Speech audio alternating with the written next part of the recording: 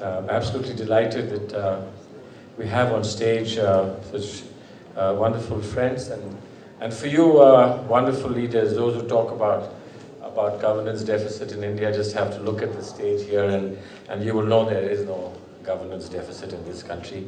Chagan Bhujbal ji, who's a pillar of strength both to our togetherness, to coalition politics in Maharashtra, and indeed to administration in this beautiful and successful state.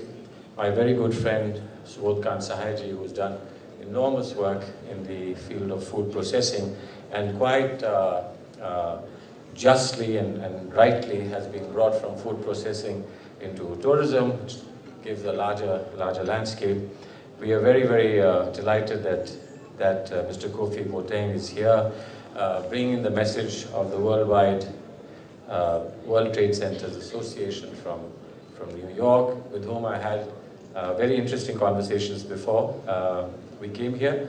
Mr. Ranganathan, Chairman, Managing Director of Export-Import Bank of India, Mr. Kumar, but most of all, these two remarkable people from Mumbai, who are not only links between Mumbai and Delhi, but as I clearly see from your presence, are links between many friendly countries of India, people and places that we consider as part of our wealth heritage, that our communication and our bonds and association are strengthened and revitalized every year in this remarkable place, Mumbai. Chairman of the World Trade Center, Mumbai, Mr. Kamal Murarka, and Mr. Vijay Kalantri, who is also the President of All India Association of Industries. I see in the audience Mr. Ghansham, good friend, who works on a lot of interesting ideas. D.R. Mehta ji, who brings in, I think, the most remarkable compassion into enterprise, and many very distinguished people, distinguished excellencies, ladies and gentlemen. Since we have a gathering from across the continents and from many, many countries, I don't really want to keep you away from the good work that you have to do this afternoon, which is to get on with the actual business of being together, of talking about business and doing business with talking. We have to find complementarities, we have to exchange ideas, views, but I think what tops it all up is what you have just heard from an outstanding Indian. And I want you to know that this represents New India. This represents the India that is striving not only to be just, fair and successful, but an India that is willing and desiring and wanting to make a contribution to the whole globe, not just to ourselves. And in this remarkable place, a remarkable person like Mr. Bhavarlal Jain, associated with modern technology in agriculture, and I'm very moved by what he said, that we can't find a category for agriculture in the scheme of things, in applauding and recognizing accomplishment in this country. And all I can say is that sometimes we have to make do with the shadow beneath the lamp. Chirag tale andhera, we say in our language, is that the one that lights the world often has to be surrounded by darkness under its own self. But you light the world. You give light to the world, and I think that's what really matters. I am very, very encouraged that Mr. Vijay Kalantri not only managed to get me here, but also ensured that at the moment that you are given this recognition, Lifetime Achievement Award, and that you say your wonderful words of wisdom as far as agriculture and water is concerned, he arranged that my portfolio would be changed so that it would be appropriate to your theme, your concerns, and your accomplishments. And I indeed consider myself very, very, very honored and indeed very lucky that I can associate with you as Minister of Water Resources. I have much to learn, frankly. I have a great deal to learn, but I do I have figured out that there is an exceptionally important and significant dimension of our lives, and that's water. In any case, in India, water is part of our cultural heritage. There is no India and there is no vision of India which does not include water. Our great majestic cities all came up on the banks of the great rivers. Our cultural ethos, heritage and religion rests on water. Whether on the banks of the water of River Ganga, you have Allahabad and Banaras, you have the Kumbh Melas, or at the source of the rivers, Gangotri and Jamrutri, at the source of the rivers, we have places of pilgrimage. Or we have the same water that deals with purification in any performance of an Islamic prayer, and the same water is used and utilized for the purification of the soul in the Hindu ritual. And therefore, the confluence, the convergence, the sangam of all our thoughts somehow focus on water. And therefore, I'm really, really, really pleased that I can be associated with your recognition today.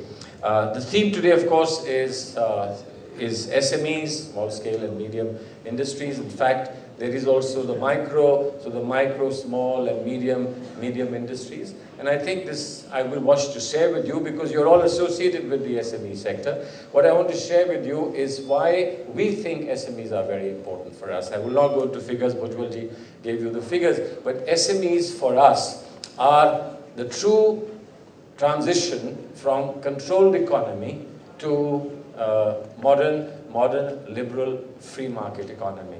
We cannot be, and we never intended to be, a completely unregulated and uncontrolled economy. We are learning from the United States of America now what the hard lessons of lack of regulation can be.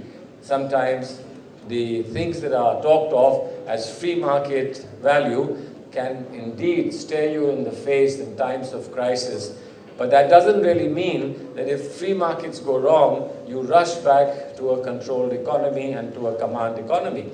We have always followed the middle path. We have always said that there will be a mix of one and the other, of regulation and freedom, of public and private. We would have a commonality that will be the middle path, and we called it, when we first introduced reform in this country about 15 years ago or 2 decades ago, we said we want reform with a human face. The human face, the man behind the plow, the worker on the shop floor was always going to be very important for us. And the transition from a rural agricultural society to a modern industrial society had to be gentle and had to be careful. And that transition, the stepping stones of that transition, indeed, are all of you, the SME sector. But for the SME sector, the biggest evil that any society can face, disparity of incomes between the rich and the poor, that even the United States of America today is expressing a deep concern about, is taken care of. For us, our tryst with destiny includes the spreading of opportunity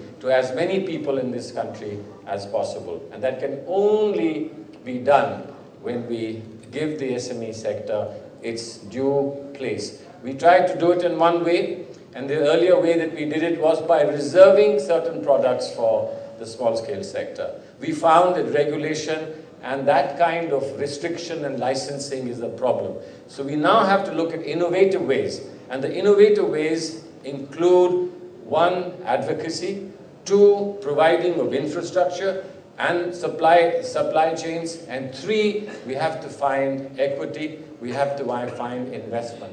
And for this purpose, we are moving very fast towards SME equity exchanges. That there will be stock exchanges dealing specifically and exclusively for the SME sector. So the small investor can invest in a small investment in a small scale sector and be part of the globe, this despite being small.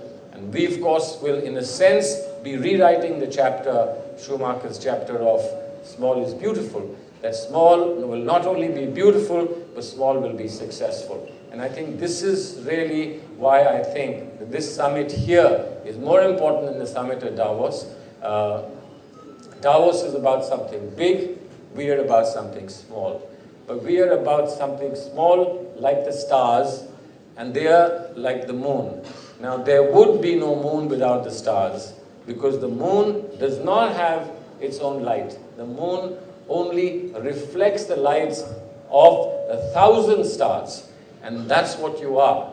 So what the big industry in India will reflect will be the light which is given by 1,000 stars like you. That's how we see philosophically this thought. I wanted to start because we have the Uzbek ambassador here, I wanted to start my little talk to you by actually reflecting upon the words of wisdom of somebody whose heritage we share with Uzbekistan and with the Central Asian region, and that's Mullah Nasruddin. Some of you would have known about Mullah Nasruddin. Somebody once asked Mullah Nasruddin, you know, I'm helpless, I'm jobless, I cannot earn for my family, I can do nothing. Someone who was in an allied cobbler's trade. So Mullah Nasruddin asked him, tell me, do you have some good leather? And the guy said, yes, I have leather. I can't do very much with it, but I have some leather. He said, do you have a pair of scissors?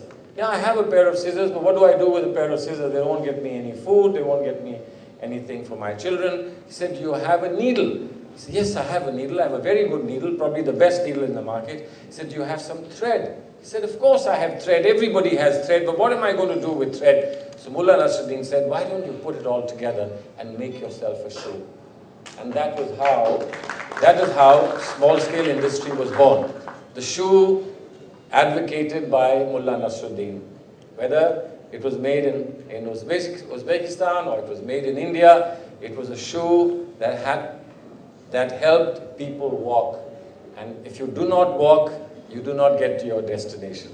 If you learn to walk, you can learn to run. If you learn to run, you will get to your destination. I sincerely hope that all of you who gathered here today, you've come to a wonderful destination in the world, but there are destinations beyond. And so they say, as they say in Urdu Shairi, Sitaron ke aage jahan aur bhi hain aur abhi ishq ke imtihan aur bhi hain. Beyond the stars, there are more worlds to conquer, and there are still many, many trials of love and affection that awaits us. So on those words, I welcome you all, delighted that I could be with all these remarkable people. I hope that you have a successful 3 days in Mumbai. I hope that you go back with very, very pleasant memories of India. Thank you very much.